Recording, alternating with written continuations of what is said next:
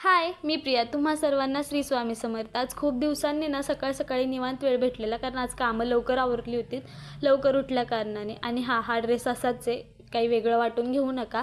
सगळी कामं आवरलीत, पिल्लाला अंघोळ घालून झोपून घातलं आणि देवपूजा करायला घेतली. मी नेहमी देवपूजेच्या पाण्यामध्ये गुलाबजल टाकते, कारण मला आवडतं म्हणून टाकते. एक फ्रेश फील होतं म्हणून. देवपूजा करता करता बाकीचीही कामं आवरायची होती, जी की हातात आवरत होते, कारण पिल्लू उठल्यानंतर ना मला कुठलंच काम करून देत नाही. त्याला सगळ्या गोष्टी हाताने ओढाव्या लागतात, म्हणून म्हणजे ओढून घेतो, जे हातात दिसेल ते ओढून घेतो. म्हणून मी सगळी कामं आवरायला घेतलीत, देवपूजा वगैरे करून घेतली. आणि देवपूजा करता करताना मला एक गोष्ट आठवली की मी खूप दिवस देवपूजा केली नाही ना, की जाळी वगैरे धरते, मग तो चांगलं वाटत नाही ना, घरात पण एक निगेटिव्हिटी वाटते. त्याच्यामुळे मी असं ठरवलं की मी आता असं डीप क्लिनिंग दरवेळेस करणार, म्हणजे दर दिवसाला करणार. ते करून घेतलं, नाश्ता वगैरे केला. नाश्ता तर मी पूर्णच करते, कारण बाळाला फीडिंग करावी लागते.